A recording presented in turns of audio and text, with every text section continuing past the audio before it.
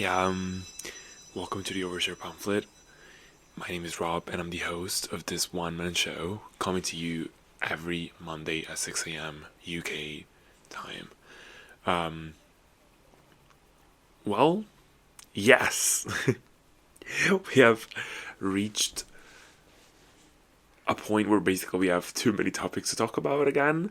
So what I'm going to do today is just sort of go over a bit of everything because I thought my plan was to make mostly a review of Rosé's debut album Rosie, but I think those also that we had Spotify Wrapped that happened past Wednesday, and then we also had we currently right now at the time I'm recording this, Taylor Swift is preparing, I guess, herself to go on stage for the last time on the Eras tour.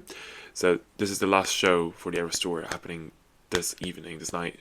So there's a lot of monumental, I guess, things happening at the same time. So very cool stuff. But yeah, we'll get into all that. First, I'm gonna talk about songs of the week, of course, as usual. And you can find all these songs, of course, as usual, in my monthly playlist that I make with the songs of the week for each month, and it's called the Overshare Pamphlet Songs of the Week dash whatever month the episode is recorded in and published in. So I started writing my December playlist, and these songs I'm gonna talk about today are gonna be added onto that playlist. So yeah, I mean, of course, we're gonna have a couple of songs from Rosie's album. So I'm not gonna discuss those songs in this portion because I'm gonna be basically talking about the full album later on. But yeah, there's more. There's always more. There's always more with Rob. There's always something up. I think the first song I want to talk about, is "Nice Knowing You" by Sadie Jean. This song is, frankly, some of the best confessionals writing I've listened in a while. I think I already saved some of her songs before. I'm not exactly I wouldn't consider myself a fan of Sadie Jean because I only know 4 songs in total, but all the songs I have saved from her are incredible. So but yeah, "Nice Knowing You" is her latest single that came out literally was it November or something? I think so. Well, 3rd of December actually. So it's so fresh actually this week. So it's so fresh and so good. I would say it's one of the best confessional songwriting songs out there right now. I would say it's just the writing is so good, and it's all about. I think it's a bit of a different perspective on the usual breakup or all that stuff type of songs. Because she goes over basically her entire relationship with this person, and she acknowledges basically now that this person has someone new in their life, and it's sort of a farewell to this person. The song is sort of a goodbye. It was nice knowing you. Basically, it's a acknowledging the fact that there's someone new, basically, and just coming to terms with the fact that you'll never see this person again, and accepting that there's no. It's not really exactly a tragic song per se. I guess the tragic fact is that the acknowledgement of it all, that it's they're actually not meant to be together, and they moved on. Well, he moved on, or he or she or whatever, the person, the partner, ex-partner moved on. She goes she says good for you, I mean it too. April's nice knowing you. Let's not pretend it's not the end. I'm never seeing you again. But really, there's no bad blood. We'll always be almost in love, right? Let's not pretend it's not the end. I'm never seeing you again. But really, there's no bad blood. So it's sort of a coming to terms with that. But the way she sings this song is just so emotional, and the production and everything is just really, really good. It kind of reminds me of,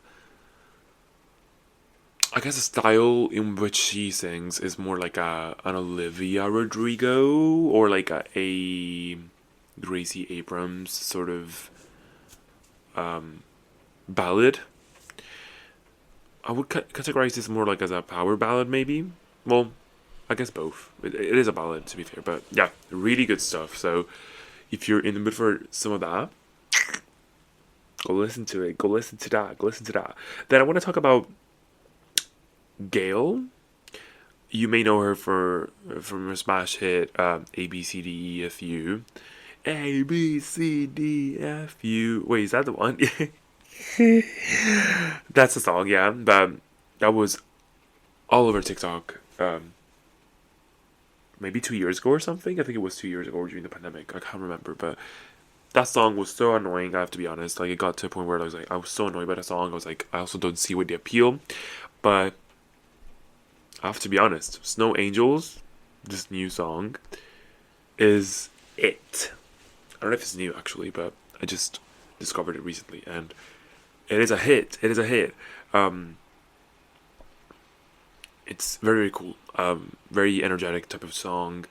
Has a bit of that like up tempo, almost.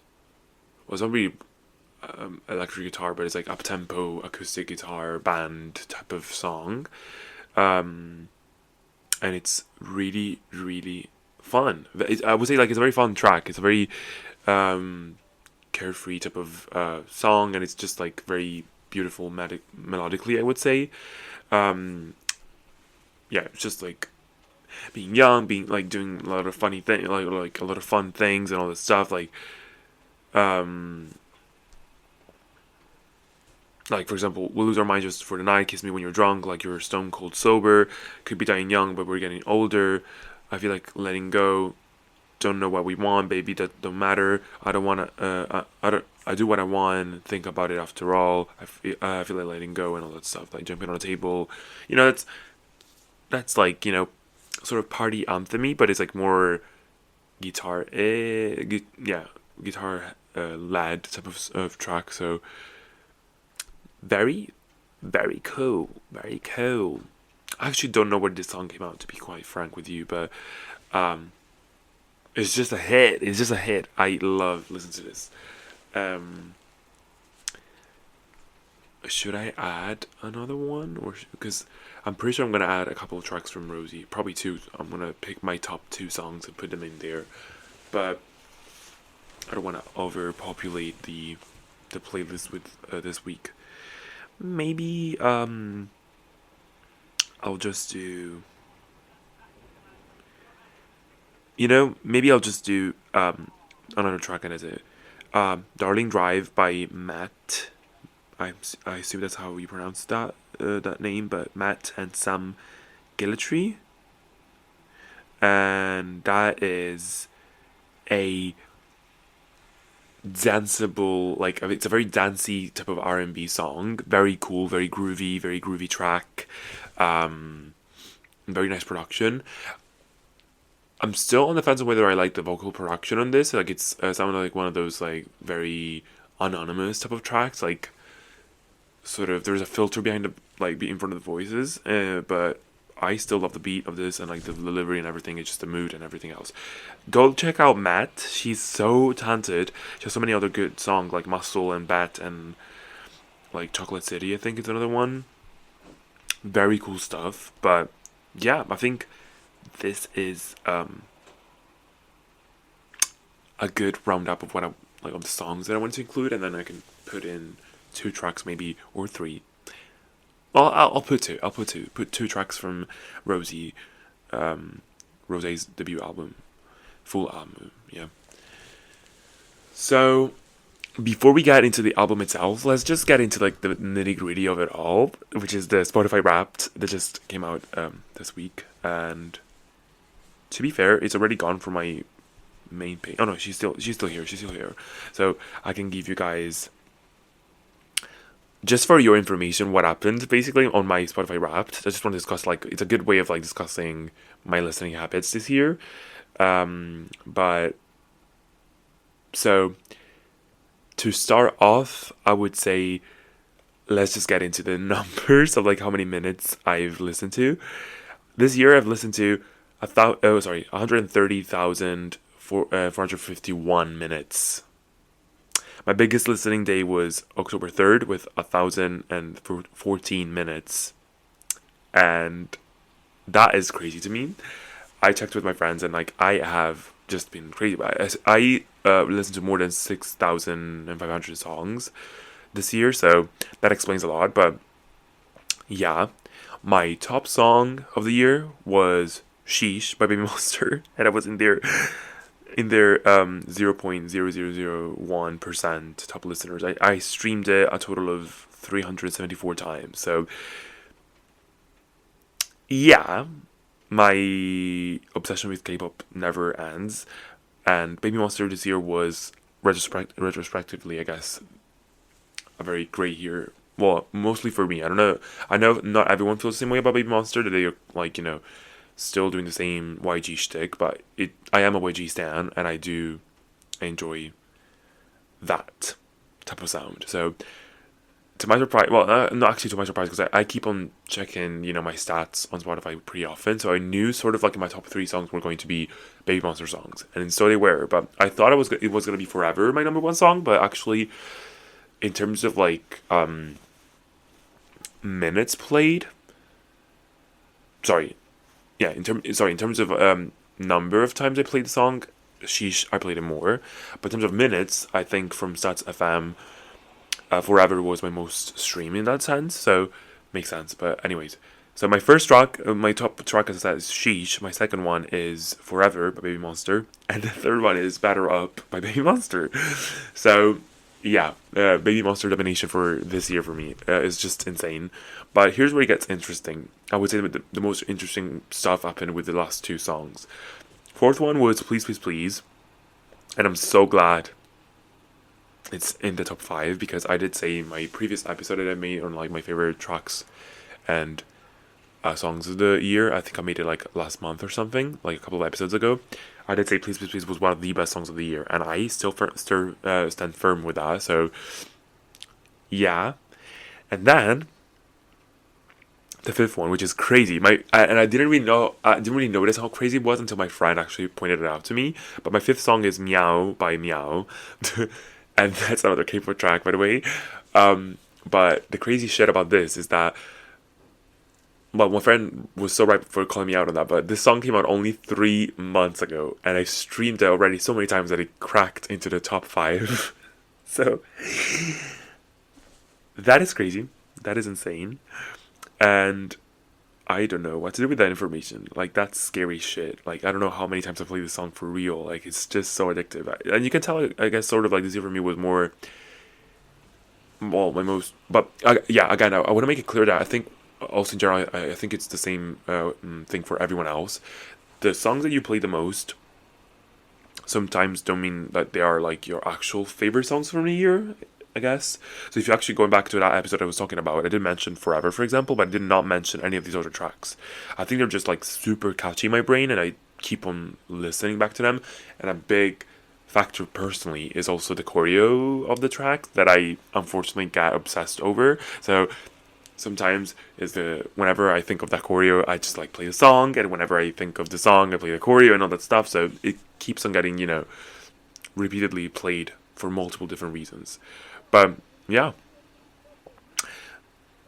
I'm really outing myself right now with these. It's just like Spotify Wrapped is like crazy because like it's a window into anyone's psyche and like taste or whatever. So it's very revealing. But I'm going through it just for the fun of it, just so we can all laugh together, I guess. Now, podcasts, whatever. Stream. I hope you guys are streaming the Overshare Pamphlet. I hope it was in your top podcasts of the year. But yeah, I actually liked the little time capsules they provided for 3 months of the year, like how my taste has changed throughout the year or whatever, like what I listen to in different times of the year.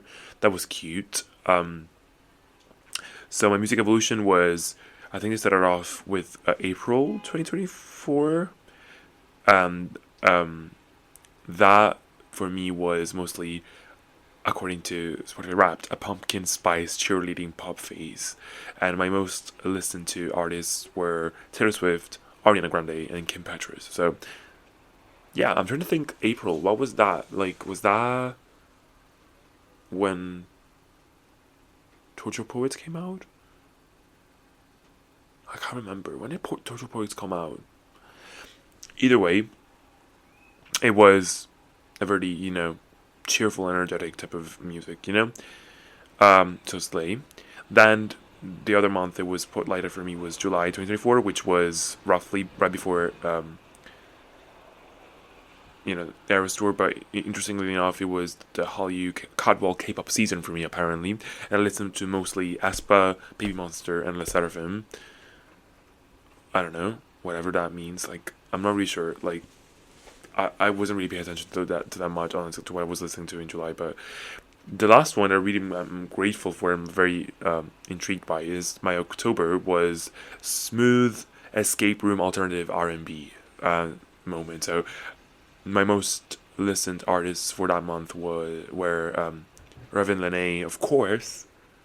Which again, if you listen to that episode I was talking about my top albums and songs of the year, you would know that Bird's Eye is one of my favorite albums of the year. Victoria Monet and Charlotte Day Wilson. So period. Now, artists this year I listened to like a total of 2,600 and more artists. But my top artists, like here's where it's at. There was not gonna be any surprise in terms of the top two because it's always the same every year, and of course top one is Taylor Swift and top two is second one is Lana Del Rey. I think the calculation how it works is that also just based surely on the amount of songs that I've saved from them, and like the way the algorithm works is that they give you your liked songs, like when you shake them up, there's more of a chance basically that you're gonna listen to a Taylor Swift or a Lana Del Rey in my opinion, like in my case, for example, right? So they will never be dethroned. I'm so sorry, but it's just like they keep on adding up stuff to their catalogs, and I keep on adding them, so they're always gonna be in the top two spots forever. But yeah, so I spent a total of 10,000 minutes almost 11,000 minutes actually listening to Taylor Swift this year. So yeah. But yeah, again, apart from the top two, which are the most predictable ones, I think also another one that's very predictable in a way is Ariana Grande on my list, and she was at number 4 and Billie Eilish as well number 5 because I keep on adding stuff from there. I have most of their songs saved, so they make sense. But the one that of course was, I guess like a surprise was Baby Monster number 3. So yeah, that's the vibe of this year, I guess. Well, of course, then I received a message from Taylor Swift or whatever, so pretty cool stuff. But I would say, compared to the other years, I think there was a bit of less of a playful character to this Spotify Wrapped. I still remember 2 years ago when they did like the mood ring situation. I think it was that. I think last year I think they did the tarot card, but last 2 years ago I think they did the mood ring thing, or maybe it was the same year. I can't remember, but I really enjoyed that because it's like a bit of an extra layer to the stats. Like they compile with stats they create like images or whatever, like they put it through some sort of algorithm. I don't know. So those were more interesting. Like they give you a bit of a character to your playlists and like your listening habits or whatever. So I wish they had been a bit more personalized in a way. These like Wrapped, apart from just giving you the cold cut numbers basically. But it is what it is. It is what it is. It is what it is. But yeah, so Taylor Swift keeps on dominating basically my top songs, my top artists and all that stuff. Like she's still gonna be dominating for a long time in my Spotify, just because like I've had Spotify since 2014, so she's been on that legendary rotation for so long, and she will never be dethroned, unfortunately. So cry about it. But and speaking of Taylor, next topic is the end of the Eras tour, and I just want to take like a very small little moment to just acknowledge the fact that this has been like, it really feels like the end of a big chapter, not only in like Taylor Swift's career, of course, but just in general. I think the culture in general has also has been shifting, and it has shifted quite significantly compared to like how the tour started and everything. So yeah, so Taylor Swift is currently gearing up to like walk on stage, and tonight it will be the last show of the Eras tour, and with that we end one of the most successful tour ever, grossing I think roughly like $2 billion or even more. And what's scary and crazy about this tour is that it already became the most successful tour in its first leg alone in the US. So it already surpassed the threshold, I think, in the first chunk of it, which was mostly last year, basically. And then added on, the other continents and the other parts of the tour, the other legs, it just, racked up so much money. So it was incredible. An incredible feat. Just an historical moment also in the culture and like in music and everything. It like really feels like if you went to this tour, and or if you lived also enough on the social media of it all and you followed all of it, I guess you could catch a glimpse of how historical this moment was, and a little do we know how big it's gonna be in the history book later on, like in the future. We're gonna look back on this and really, I think really appreciate and like really give flowers to how big this monumental tour was for music, and it really was like it really mobilitated so many people, and it was a big moment for female fans, for queer fans, a lot of left leaning listeners in that sense. It was a big moment for pop music, and it single-handedly like revitalized, I would say, live music. Because if you think about what happened what was happening in music before the Eras tour, it was right off the heels of the pandemic, basically, which really significantly, I would say, like dealt a very hard-hitting blow on music in general and like live events and everything else. But Taylor Swift had the influence and the power to restart the engine for everyone else, because if you think about how this impacted also onto other tours, I think people went to this incredible event that lasted for so long as well. But just like the mere fact that the tour itself is like the show, a single show is like more than 3 hours long. I think it really satiated people and like really gave people more of an incentive to like go and see other tours. And I think also so many other people took notes from Taylor and started making their tours more interesting. See, I don't know, Sabrina Carpenter with her, very dynamic current tour, or I would say, what's her name? Gracie Abrams, or even a God's tour was very influential as well. And so many people started going to more tours. I've been to so many shows, and it really was a beneficial moment for everyone in that sense in the industry. So, and of course, it aided so much in different countries, GDP and everything. Like it was just like an incredible feat. Honestly, like something that you cannot deny. It was super influential and super, I don't know, monumental for the culture. Would I? So I still say I think monumental is the word to use here.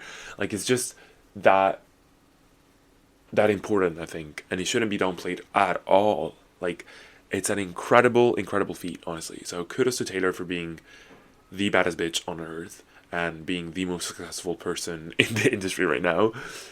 So yeah, I mean, I discussed previous times as well how like the Eras tour also brought a lot of like overexposure for her, I think, and like the other albums and everything. And I think for the sheer fact that it was so long, people, of course, but that's how like the entertainment industry works. I think if you're out there for so long, people get bored and tired of you, and like people switch sides constantly. So I think it was bound to happen, but I think at the end of the day, she doesn't really care. Like it's been such a long career for her, and she knows what she's calculated already. I think how, you know, how this is gonna affect her in the long run, and I don't think it's gonna be. I mean, what she really needs right now is, of course, to go on a break and be silent for a while, so she will be missed and people will like get back into it again, and it will happen. It will happen, of course. I mean, that is of course dependent on whether she wants it to happen. But at this point, she has achieved so much that, frankly, even if she went on dropping more stuff and people got tired of her for the long term, I wouldn't mind even there. Like I'm still eating it up. It really depends on how, like, how big does she wants to keep on being, you know what I mean? And I think she doesn't need any advice in that department. Like, she knows what she wants and she knows what she'll do. So Taylor is already thinking, as she always says, like 3 years ahead. Like, she already is thinking 10 steps ahead. Like, she knows what she's doing. So I trust the process. I know what's gonna happen. But yeah, so as I said in many other episodes as well, people have of course turned their backs to her a bit just because of how, you know, ubiquitous she was in the past 3 years, probably. Yeah. So Midnight's was the peak of her career, of course, and then the first leg of the tour was incredible. But then, the thing started becoming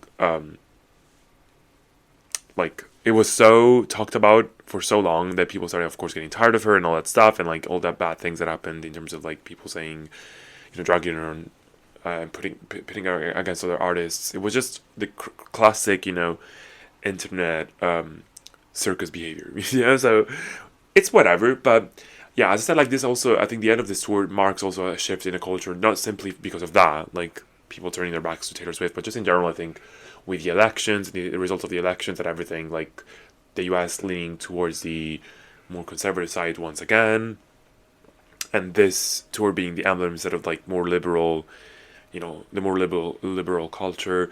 It really feels like the end of a chapter in terms of liberal America in that sense, like, not to say that all these people are going to be silenced by the US, of course. That's not what's happening, but you can see that there's a big majority in the US that is still very much conservative and wants to be more conservative, So, and I think in a way it's going to be even more crucial to think back on these moments and like look at them with more fondness, because it was an incredible experience. I don't know if any of my listeners have been to the Eras Tour, but even if you haven't, if you've seen clips online, it is truly, I would say I've been, and it's truly one of the most freeing experiences and liberating experiences. I think I got a taste of it whenever I went to like those like Taylor Swift concert night, DJ sets nights and like all that stuff. Like, it's a place where you go where all the people you go to with and the people are attending are all in the same mindset and the same vibe, and it's just like a very safe space, a very carefree space, and you literally can be whoever you want to be in these spaces, and it's just so good to feel, So I think that's a crucial part of this. And then when you go to the tour, it's just like a moment that connects so many people at the same time, and it's all just so beautiful and undescribable, honestly. Like, it's such a good feeling. And yeah, so I think it's important we celebrate it for what it was and for what happened and what's going to happen. And I think we're going to be craving even more another Eras tour, if I have to be honest. Like, as soon as this is done, people are going to start looking back on it and saying like, oh, I wish we had another Eras tour around, to like, escape from this very sad and depressing reality right now. But yeah, so, but again, kudos to Taylor. I don't know if something is going to happen tonight in terms of announcements, but I don't really care. And even if I'm willing to believe that she's not going to announce anything, to be fair, just because I think but it's going to be interesting to see what's going to happen, because she could announce the release of Reputation for the new year, or she could also say nothing and leave everything else for the new year, and that's it. So either way, it's been such a good experience, such a good moment for everyone basically who attended it and who was part of this. So yeah, here's to Taylor Swift's legacy, and hopefully even more greatness coming from her in the future. I just wanted to like leave this topic with a small note on what she put on the Eras Tour book. she said, "See you next era," and I truly believe that she will be doing another tour. I don't think she will be doing another Eras tour specifically. I think she will do another tour with a new album, and she will incorporate songs from previous albums, of course. But yeah, I mean, she won't. I don't think she will be doing another Eras tour because it was so excruciatingly tiring for her to do this whole thing, and I'm sure she is very glad about it, of course. But I don't think she has the strength to keep on going and doing these things again. And also, she already did it once. I think it wouldn't make sense to do it again. And also, the whole point was to like reclaim her work and like re-celebrate her reclaimed work. And now that the process is about to end, because I think this next year we're gonna get those two last albums back, so the whole point is done. You know, like she's reclaimed everything. It was more about the re-recordings and like more than the new albums or anything. So I think she would like to focus next on the new stuff. So we'll see what happens, but seated for that. Anyways, let's get without any further ado. Let's get into the actual diva, which is Rosie. Rosé's debut, well, first full length album. Let's just say that because she debuted multiple times, but I mean Blackpink and as a solo artist already. But this is the first full length album she's ever done, and this was outside of YG. It was more like a collaboration between the Black Label and Atlantic Records. I think was it. I think it might be Atlantic Records. Yeah, yeah. So Rosie, I would say as a on the offset, I would say like it's a very strong effort. I would say as a solo album for a member of a group, because that's what you have to keep in mind as well. Like she's coming out of a group, and this is probably her first ever attempt as as a proper songwriter by herself. All the songs are either solo written or like co-written by Rosé. So first of all, clap and cheering. Clap and cheer for that. That is a moment to celebrate, and it's a very important. I think it's a very good effort in terms of also not reintroducing her, but sort of giving you a sense of who she is as a person, as an artist, and it is the main purpose of why the album was made in the first place. Like she said in multiple interviews that this was her opportunity to just like talk about her feelings and how she thinks and all that, like really stripping it down and like being disgustingly, she said, honest about her feelings and about her psyche.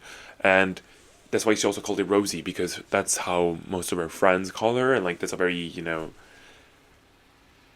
sort of an endearing, like friendly way of addressing her. So like it's sort of like telling you basically she wants to become friends with you and like be close to you and sort of show you all of her sides in that sense. And it is that 100%. I think you can really, and not simply in terms of actually the content of the album, but also I think the soundscape. It really gives you an idea of like what Rosie likes to hear and like likes to listen to and likes to jam to in that sense. Like the album is full like of influences from Taylor Swift to Olivia Rodrigo, I would say, to Avril Lavigne, to well, who else? Who else do I think? Oh, Bruno Mars, of course.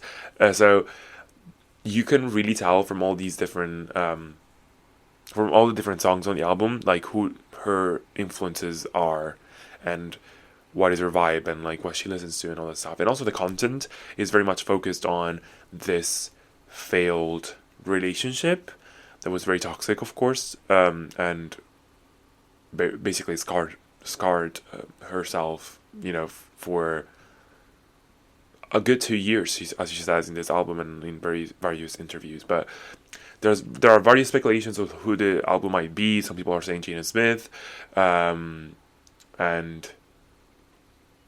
I don't really hear who it is about specifically, but it's just interesting to see also for a K-pop idol to be so raw and like so open about their experiences and like their dating life and everything, because as you may know, K-pop is very taboo when it comes to that. So that was definitely a very refreshing side of also the album. I really enjoyed getting to know her better in that sense, and like what she how she like felt throughout these 2 years. She did and it was also written basically in a span of her touring with Blackpink and also that year break that they took before coming back together next year. So yeah, very interesting stuff. A lot of interesting songs. I think the soundscape of this album is very much as I said, like Avril Lavigne, like in that sense, like very punk-ish, but more like modernized with a bit of a synthy production here and there. But there's a lot of guitars as usual, as we may know. Like Rosie's a guitar girly, acoustic guitar girly. So there's a lot of acoustic guitars as well. There's like some country-esque moments with songs like Not the Same. A lot of ballads, like for example, Stay a Little Longer, or Too Bad for Us. Of course, Number One Girl as well. So yeah, a lot of incredible stuff. It's a very cohesive album. I would say sound wise, it's quite cohesive. I would say, even though it explores different genres in a way. Like it goes from piano ballad to like guitar ballad and power ballads as well, and then it goes into like synthy numbers like 2 years, and then it goes into like full on almost punk situation and rock songs like Toxic Till the End or APT, and then there's a bit of an R&B moment with Drinks or Coffee, which by the way is one of the best songs on the album, just saying. But yeah, I would have to say that the album is incredible. Like, it's very, very good. I still think there's a lot of room for improvement in terms of the songwriting of it all, but I also understand it's like, some of her first efforts actually writing an album herself. So, I mean, the writing is good, but it's not complex by any stretch of the imagination. It's like not a Taylor Swift level of writing in that sense, which is okay. Like, it's not what it's supposed to be in a way. But, when it comes to like a confessional album in that sense, you also are mining for the songwriting itself and like seeing what's the quality of it all. So yeah, so I'm definitely pleased by the album. I still think, of course, that there's room for improvement, but what I'm mostly satisfied by, I would say, is the sonics of it all and the soundscape. This is very Rosé, like very guitar-y, as I said, like very incredible vocals. I love her vocals in this album. In so many tracks, I'm like, oh, she's really doing it.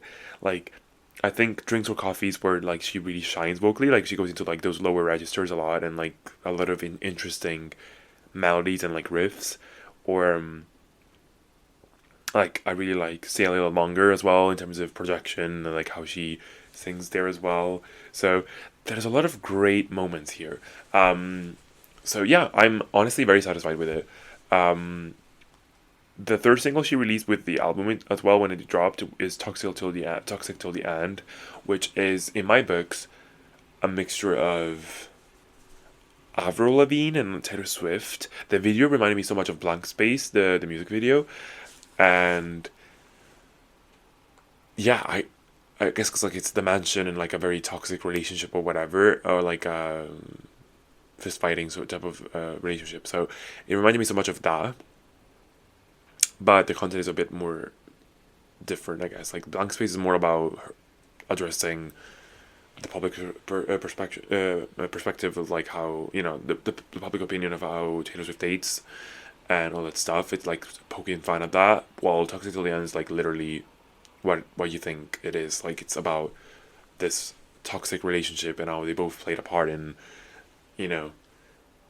staying in it and like still having toxic behavior towards each other. But yeah, very cool stuff and very sad songs. There's a lot of hurt here, of course, because it's like a very heartbreaky type of album. Very cool subject matters. I really like the writing. I think maybe the best writing that that she has on this album is probably on Game Boy, I would say, and Stay a Little Longer. Those two really give me that singer-songwritery a bit more. I can see the potential there so much. But yeah, very cool stuff. If you like pop music, if you like confessional songwriting, if you like a little bit of a variegated album that still sounds cohesive in a way, I would say give it a spin. My favorite, I would say, well, I like a lot of the songs here. I saved most of them to be fair, but very solid album, very solid effort. I would say my favorite songs are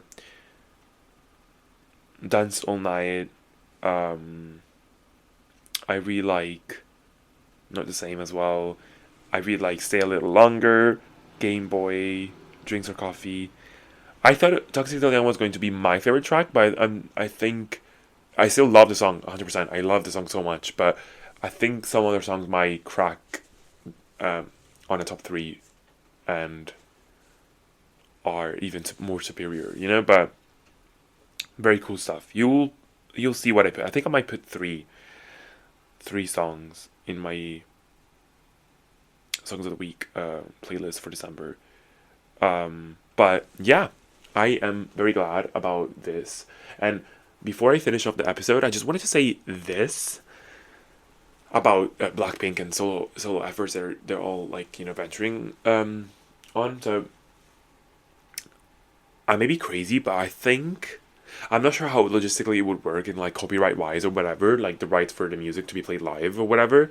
But I think myself thinks that all the girlies are doing their own shtick in terms of albums and everything, and then they're coming back as Blackpink, right? And they're going to embark on a tour next year as well. They promised that. They've said that.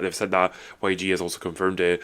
So my opinion is that they might do like a big number here, like with the new album as a group, but also bringing in their own solo projects on the tour, and that would be so fucking good and so smart marketing wise, because like you're literally all doing your own thing and you're all, I guess, accumulating clout by yourselves and like fans solo stands, but then you're all coming back together for a bigger moment as a group and then embarking on a tour with all of your solo moments plus the group effort, right? So if that's how it's gonna go, I'm not sure if, again, with copyright issues, because they're all solo signed with different labels, but they're still together signed as a group under YG. So I don't know how that would work, but if that works and that can happen, that is going to be one of the best tours ever. Talk about the Eras tour. That is going to be my Eras tour as well. My second Eras tour is going to be the Blackpink 2025 tour. So, but yeah, if they make that, that's going to be so freaking smart. And we still have so much coming up. So we have Lisa's album coming out in February, I believe. We have Jennie's album also coming up. We don't know when. And Jisoo apparently is also recording the album. So we have so many different moments, and I cannot wait to see what's going to happen with that. So yeah, stay tuned for more stuff. Go listen to Rosie, and just, tonight, just raise a glass to Taylor Swift. Just do it for me, please, please, please, please. Anyways, have a great time, guys. See you next episode. Fair warning, I'm not sure what's gonna happen. Well, next episode is gonna come out for sure, like 100%.